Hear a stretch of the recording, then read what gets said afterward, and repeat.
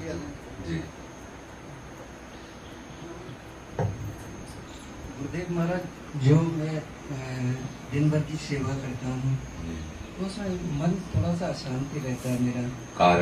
कारण ये है कि मतलब जैसे सुबह मैंने मंगला कर ली, सुबह भूख लगा के मंगला कर ली गुरुदेव महाराज, ठीक है। उसके बाद क्या करना है मतलब वो समझ में नहीं आ रहे हैं। सुबह जैसे माला कर ली सुबह एक उठ के, उसके बाद भोग लगा दिया, मंगला कर ली, लेकिन मन में कुछ ऐसा लगता है कि कुछ रह गया।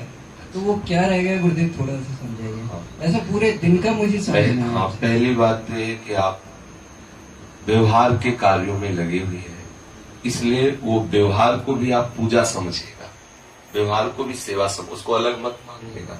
जो भी आप व्यापार, नौकरी, जो भी आप बच्चों परिवार के लिए करते हैं, पहले तो ये याद कर ले कि वो भी श्री जी की सेवा है। और दूसरी बात, जब आप प्रातः काल उठे तो थोड़ी देर बैठ करके सुमिरन करें, फिर शौच स्नान करें, फिर तिलक लगावें, फिर श्री जी के सामने अपने जो श्री जी गए, अष्टयाम की छोटी सी पत्रिका अपने यहाँ है, जैसे ये, इसमें प्यारी जी के जगाने का पद है। हाँ, फिर इसके बाद मंगल भोग लगावे श्री जी को मुख से, फिर मंगल आरती करें, फिर एक पद चतुरासी जी का सुरतांत का, जैसे आज अतिराज दंपति गोरे, आज प्रभात लता मंदिर में, आज समारत नाहिन गोरी, लटकत फिरत जुवती रस फूली। बहुत से श्री आचार्य चरण में पद गाए हैं, रसिक महापुरुषों ने गाए, मंगला का पद गायन करें। अगर अब आपके पास समय है, मतलब श्री जी के प्रकट के लिए, यदि कहीं व्यापार आदमी जाना है तो आप तत्काल श्री जी का श्रृंगार प्रारंभ कर सकते हैं। उसी समय श्री जी को 10 मिनट के अंतर्गत ही स्नान करवावे, श्री जी को इत्र लगावे, श्री जी को चंदन लगावे, जो नाम शिवाजी श्री जी, उनको सिंहासन में विराजमान करके, अगर पुष्प की व्यवस्था है तो 2-4 पुष्प समर्पित कर दे, नहीं तो भोग बनाओ और 9 बजे तक या 8 बजे तक भोग लगा के श्रृंगार आरती करके बस अपने कार्य में चले जाओ। पत्नी है, राजभोग जब दिन में बनावे तो भोग पवा दे, आरती कर दे, संध्या में कुछ थोड़ा भोग लगावे, आरती कर दे, फिर शयन के जब तुम आओ तुमको भोग लगाओ, दूध पिलाओ, शयन करा दो। पर प्रधान सेवा जो आप गृहस्थी में कर रहे हो वो भी श्री जी की सेवा है, अष्टयाम के अंतर्गत वो भी आएगी। उसको ये नहीं मानना कि संसार की सेवा है। अगर संसार की मानोगे तो उबन बढ़ेगी और भजन में हानि होगी। वो भी श्री जी की सेवा है, रुचि पूर्वक करो। और प्रधान बात ये ध्यान रखनी कि किसी भी क्षण हमें प्रिया जी का विस्मरण न हो, ऐसा अभ्यास किया। यद्यपि बहुत कठिन बात है, बहुत कठिन बात, कह देना एक सरल बात, बहुत कठिन बात है। जैसे भगवान भी आदेश कर रहे हैं, सर्वेषु कालेषु माम विस्मर युद्ध च, मेरा स्मरण करते हुए अपना युद्ध माने कर्तव्य कर्म करो, जो तुम्हें कर्म मिला है मेरा स्मरण। तो भगवत स्मरण करते हुए सांसारिक कार्यों को करे। और गृहस्थी में अष्टयाम सेवा का विस्तार तब हो सकता है जब और सहयोगी जन हो। मनो आपकी अर्धांगिनी अपवित्र दशा को प्राप्त है, जो माताएं बहनें होती हैं, अब उस समय कैसे सेवा हो। तो इसीलिए सेवा, नाम सेवा को बहुत सूक्ष्म रूप से अष्टयाम पद्धति रखे। अगर पूरी अष्टयाम न हो पाए तो सुबह मंगला और श्रृंगार करके राजभोग अर्पित करके शयन भोग कर दे, हो जाए। हम जो भी कर रहे हो श्री जी के लिए कर रहे हैं, ऐसी गृहस्थी में भावना रखे और सूक्ष्म रूप से कर ले। जब ऐसा कभी अवसर आवे तो 8 पहर उनकी सेवा में लगा रहे, वो भी व्यवहार उनकी सेवा ही है। तो आप देखोगे कि सुमिरन पे अगर वृत्ति रखोगे तो आपको विशेष आनंद का अनुभव होने लगेगा। और ये बात मन में रहना कि हमसे वो बन नहीं पा रहा है, ये बहुत बढ़िया बात है। हमसे श्री जी की सेवा नहीं बन पा रही, हमसे सुमिरन नहीं बन पा रहा, प्यारी जो कब ऐसी कृपा होगी, ये मन में आना बहुत कृपा की बात है। भजन साधन बनते हुए भी एक अधूरापन रहना, ये कृपा की बात है। ऐसा साधक के हृदय में रहे तो बहुत अच्छा है। असंतोष रहना, भक्ति में असंतोष बहुत बड़ा मतलब लाभ का स्वरूप है। संसार में असंतोष बहुत बड़ा हानि का स्वरूप है। और भक्ति में अगर संतोष कर लिया, संसार में असंतोष कर लिया तो हानि हो जाएगी, और भक्ति में संतोष कर लिया तो हानि। भक्ति में असंतोष बढ़ता है, संसार में संतोष होता है। क्योंकि बिन संतोष न काम न साही, और अछत काम सुख सपने नहीं। और यहाँ संतोष बना रहेगा तो भजन बढ़ता चला जाएगा, भजन की वृद्धि होती चली जाएगी। ठीक है जी। जैसे मैं आपने बोला था महाराज जी 3 माला कम से कम करने जी। चाहिए, मैं 5 या 11 माला कर लेता हूँ, कभी 11 भी हो जाती, कभी 5 भी हो जाती महाराज जी। तो इसके चतुरासी के भी 12 पद करता हूँ महाराज जी। जी। लेकिन एक छोटी सी किताब आती है श्री राधा, मैंने देखी है यहाँ पे, हाँ। लेकिन मैं वो नहीं कर पाता हूँ महाराज जी। जी। तो मेरे पास मतलब अभी है नहीं, या मतलब है नहीं तो यहाँ से दे देगा, यहाँ से दे देना। हाँ बिल्कुल ठीक है। ठीक है महाराज। हाँ। दूसरा ये माला मुझे कितनी करनी चाहिए? अभी आपने पहले 3 बताई थी, अब मुझे ज्यादा से हाँ। ज्यादा कितनी करनी हाँ चाहिए? देखो, हम 3 इसलिए कम से कम बता देते हैं कि उपासक एकदम प्रमाद में ना जाए। 3 से ऊपर हम इसलिए नहीं बोलते कि उसे अपराध न हो जाए। हम आज्ञा देने में डरते हैं, किसी भी मतलब अपने जन को कोई भी आज्ञा देने में एक भय रहता है। ये भय रहता है कि शायद वो इसका महत्व न समझ पावे। जैसे हमने आपसे कहा आप ऐसा कीजिए, अब आप अगर तनिक भी उसमें प्रमाद करेंगे तो गुरु अवज्ञा होती है। इस सूक्ष्म बात को लोग समझते नहीं। अब वो गुरु अवज्ञा आपकी बुद्धि को फिर विचलित करेगी, इसलिए हम डरते हैं। प्रायः किसी को आदेश नहीं करते आप ऐसा करो, नहीं। जब आप पूछेंगे आप बताएंगे कि हम इतना जपते और जपना चाहते हैं, तो कह देते हैं और आप जपिए, रुचि बढ़ाइए, लेकिन 3 से नीचे मत उतरिए। ऊपर ही संख्या हम इसलिए नहीं देते कि कभी ऐसा न हो जाए कि आपसे अवज्ञा बन जाए, तो फिर ठीक नहीं रहेगा। अधिक से अधिक ये तो हम आज्ञा सबको ही देते हैं या प्रार्थना करते हैं कि आप एक भी क्षण हमारे प्रियालाल को भूले ना, हर समय आप भगवत स्मरण करते रहे। पर नियम से जो जप है वो जितना हम ले उससे कम न होने पाए, ये अभ्यास बनाए। अगर आप 11 माला का अभ्यास बनाए तो फिर 11 माला से 10 माला ना होने पाए। अगर उस समय ना हम कर पाए तो 24 घंटे में कभी भी कर लें। अगर उस दिन ना होने पाए तो दूसरे दिन हम समय निकाल करके पिछले वाला पूरा करें, ऐसा। तो फिर धीरे धीरे जप में रुचि हो जाती है, नियम निष्ठा से प्रेम का प्रादुर्भाव हो जाता है। ठीक है जी। अगर मेरे कोई इष्ट या गुरुदेव के बारे में कुछ कहता है तो मुझे बहुत ज्यादा क्रोध आता है, मतलब तो मुझे क्या करना चाहिए? या तो उसके प्रति कुछ करना चाहिए मुझे? नहीं, उस समय करना चाहिए कि उस भाव लाओ कि हमारे इष्ट और गुरुदेव की निष्ठा की परीक्षा लेने के लिए इष्ट और गुरुदेव के द्वारा प्रेरित होकर के व्यक्ति ऐसा बोल रहा, ऐसी भावना करनी चाहिए। तो उसको मानसिक नमन करके कान में उंगली डाल के वहां से चल देना चाहिए। संत सम्मु श्री पद अपवादा, कहीं सुनी तहा समर ज्यादा, काटी जीव तासु जो बसाई, श्रवण मोदी न त चले पराई। जहाँ अपने ठाकुर की, अपने गुरुदेव की और संतों की निंदा हो रही तो वहां की मर्यादा ऐसी है, एक सिद्धांत है, बलात् उसकी जबान काट लेनी चाहिए।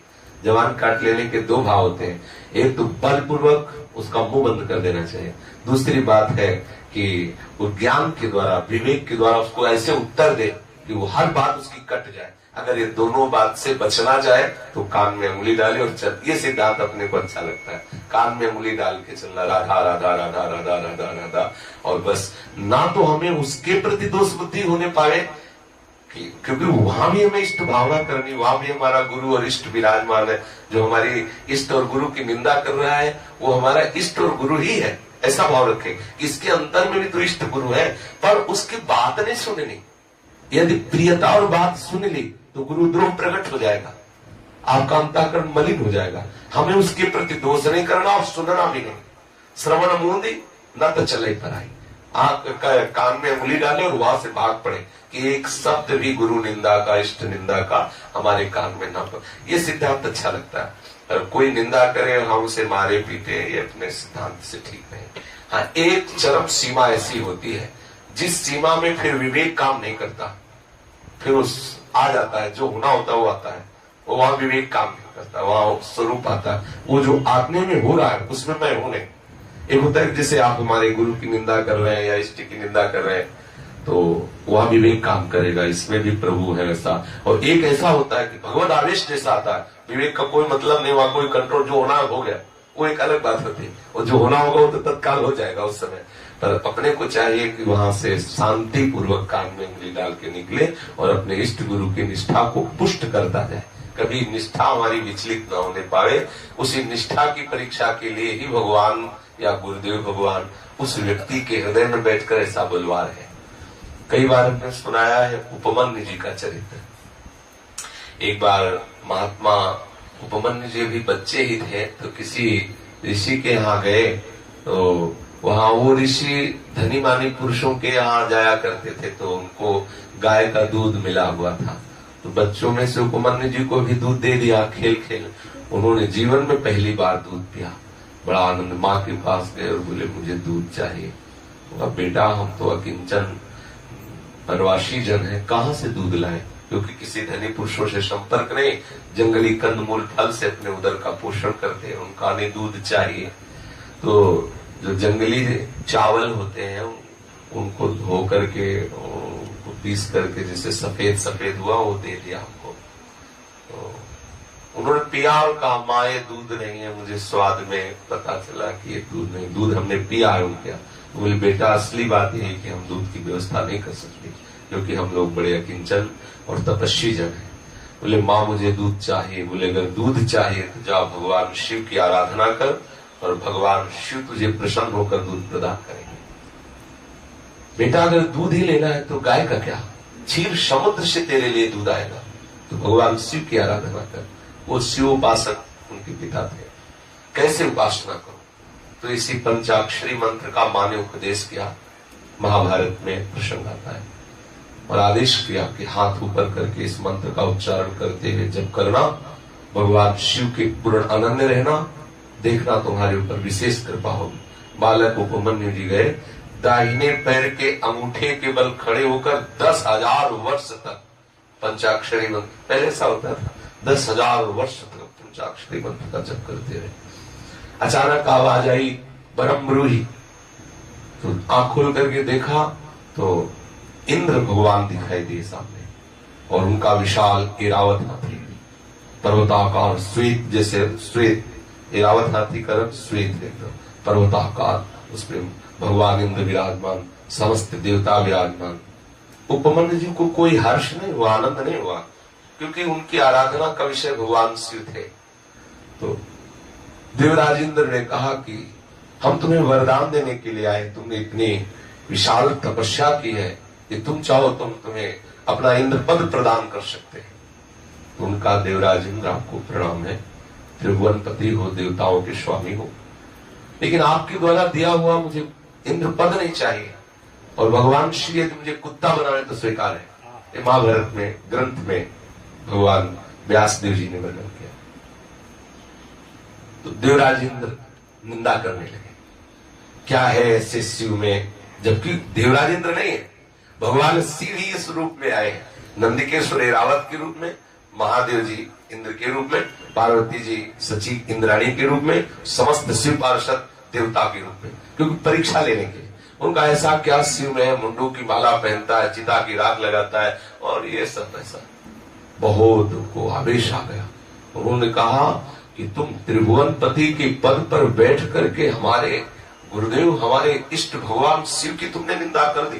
तुम देखो कि शिव उपासक में कितनी सामर्थ्य होती है, अभी मैं ऐरावत से तुम्हें भस्म किए देता हूं। और हाथ में जल लेकर अघोर मंत्र का उच्चारण, भगवान शिव का एक अघोर स्वरूप है, बड़ा ही विनाशकारी स्वरूप है वो, और अगर वो मंत्र जिसके सिद्ध हो जाता है तो वो मतलब विनाश लीला में बहुत बड़ा कार्य कर सकता है भगवान शिव के, क्योंकि ये रक्षक भी है। मृत्युंजय मंत्र के द्वारा आप किसी को मार भी सकते हैं और किसी को बचा भी सकते हैं, ऐसे अघोर मंत्र है। अघोर मंत्र का उन्होंने प्रयोग किया, जो यजुर्वेद में आता है, अघोरेभ्यो तो घोरेभ्यो घोर घोर तरेभ्या सर्वेभ्या सर्व सर्वेभ्यो नमस्तेस्तु रुद्ररूपेभ्या, क्योंकि अपने उसी उपासना में है ना, शिव उपासना संन्यास। शिव के अघोर मंत्र का उच्चारण करके देवराज इंद्र के ऊपर प्रहार किया। जो ही प्रहार किया तो नंदिकेश्वर ने बीच में ही उसे लोप लिया और कहा उपमन्यु, इष्ट मंत्र से इष्ट का ही अनिष्ट करना चाहते हो? तो आंख खोल के देखा भगवान शिव विराजमान थे, मुस्कुरा दिए भगवान शिव। तो उनका प्रभु क्षमा कीजिए, हम आपके चरणों की इतने आसक्ति चित्त है कि मुझे इस समय किसी से कुछ नहीं चाहिए, आप अगर हमें नीच गति भी प्रदान करें। भगवान शिव प्रसन्न हो गए, जाके हृदय से लगाया और कहा नित्य प्रति क्षीर सागर से दूध आएगा, अजर हो जाओ, अमर हो जाओ, और हर समय मैं तुम्हारे समीप रहूंगा, हर समय मैं भगवती अम्बा के से तुम्हारे जिस समय तुम स्मरण करो मैं सामने तुम्हें दिखाई, वरदानों की छड़ी लगा दी। देखो अनन्यता, अनन्यता, इष्ट स्वयं परीक्षा लेता है जब तुम्हारे गुरु की कोई निंदा करे, इष्ट की निंदा करे, तो ऐसा मत मानो ये नीच आदमी ऐसा क्यों बोल रहा है। ऐसा मानो कि मेरी निष्ठा की परीक्षा के लिए मेरे गुरुदेव ही स्वरूप में आकर के निंदा कर रहे हैं। तो मानसिक प्रणाम करके कान में उंगली डाल करके चल दे और अपनी निष्ठा में फर्क ना दे। देखो, जब सती जी अपने पिता की एक में शरीर पूरा करके पार्वती जी के रूप में जन्मी और पुनः भगवान शिव की प्राप्ति के लिए तप किया, तो भगवान शिव ने ही सप्त ऋषियों को भेजा, जाओ विचलित करो, प्रश्न करो, परीक्षा लो। जाके कहा कि तुम बहुत तपस्या परायण हो रहे हो, इस अवस्था में तुम्हें क्या चाहिए। हिमालय तुम्हारे पिता, उनके पास कोई कमी थोड़ी है, एक से एक सब वैभव, तुम्हें क्या चाहिए। बोले मुझे पति चाहिए। अच्छा, इतना कठोर तप किसके लिए, कौन सा पति चाहिए, किस देवता को पति बनाना चाहती हो। बोले भगवान महादेव। अरे इतनी तपस्या उनके लिए कर ले की क्या जरूरत है। भाई कोई पदाधिकारी हो, बहुत सुंदर दूल्हा हो, उसके लिए तपस्या करनी चाहिए। महादेव जी के लिए तपस्या, जो चिता भस्माले पो गरल वसनम दिक्पठरो जटाधारी कंठे भुजगपतिहारी पशुपति कपाली भूतेशो, भूतों का राजा, कपाल धारण करने वाला, चिता भस्म लगाने वाला, ऐसा पति। आप कहो तो मैं भगवान विष्णु को आपका दूल्हा बना सकते हैं। हंसी आ गई पार्वती जी। उन्होंने कहा आप सब ऋषियों को प्रणाम है, आप मेरी बात सुन करके हंसेंगे। माना महादेव गुण भवन विष्णु सकल गुण खान, जय का मन जय सन रमे ते ही सुनका। कोटि जन्म रगर हमारी बरऊ संभुलता रहो को। ऋषियों ने कहा जय हो। महादेव जी से होता है पक्का है, वहां कोई संशय ले, किसी भी तरह की कोई दुविधा ले। फिर स्वयं महादेव जी आए और स्वयं परीक्षा ली। तो हमारे जीवन में जब उपासना में हमारी साधना बढ़ती है, तो हमारा इष्ट ही विविध रूपों में आके परीक्षा लेता है। तो हमें अपमान नहीं करना सामने वाले का, क्योंकि हमारा इष्ट ही है, पर उनकी बात भी नहीं सुननी। जैसे जब दोबारा भगवान शिव स्वयं आए, तो एक ब्राह्मण के रूप में आए। आकर के जो समीप हुए तो देखा भगवती जी ने, चाहे जितना बड़ा तपस्वी है, समीप कोई आता है तो उसका सम्मान करना एक कर्तव्य बनता है। तो एक आसन दिया और कहा, हे ब्राह्मण देवता, आप आसन पर विराजमान नहीं, आए बैठे, किसके लिए तप कर रहे हो। निवेदन किया, हम भगवान शिव को पति रूप में प्राप्त करने के लिए तप कर रहे। निंदा शुरू कर दी, क्योंकि वही थे। जब निंदा शुरू की, तब पार्वती जी एक शब्द भी हमारे प्रीतम के लिए अगर बोले, तो ये तो कहो मैं अतिथि रूप में तुम्हें सम्मान दिया इसलिए तुम्हें संबोधित कर रहा हूं, एक भी शब्द हमारे प्रीतम के विषय में बोली तो अभी मैं तुम्हें भस्म कर दूंगी। लेकिन वो काहे को रुके, क्योंकि भगवान शिव है। फिर बोले भगवान शिव निंदा करने, तब उन्होंने कहा कि मैं तुम्हें तो नहीं पर अपने आप को भस्म किए लेती हूँ, क्योंकि मैंने अपने प्रीतम की निंदा सुनी, इसलिए मैं अपने शरीर को नहीं रखूं। जे भी ऐसा किया तो भगवान शिव प्रकट होकर रुका रहे, सोचेंगे एक बार तो यज्ञ में अपने शरीर को जला दिया या नहीं जला दे। ऐसे किया, हृदय से लगा लिया और कहा आप जाओ, बारात लेके आ रहे, अभी आपको शरीर। तो ऐसा हमारा इष्ट ही हमारी परीक्षा लेगा। जब हमारे समीप कोई निंदा करे इष्ट या गुरु की, तो उसको मानसिक प्रणाम करके और अपनी निष्ठा को पूर्ण रखते हुए वहां से हट जाना चाहिए। यही सच्चा सिद्धांत है, क्योंकि इष्ट ही हमारे हृदय को पुष्ट करने के लिए ऐसी लीलाएं करता है।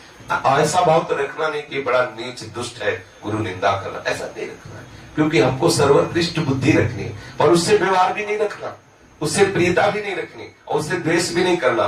दूरी बनाकर उदासीन होकर के वहां से हट जाए, अपने इष्ट गुरु की निष्ठा को पुष्ट रखे। ऐसा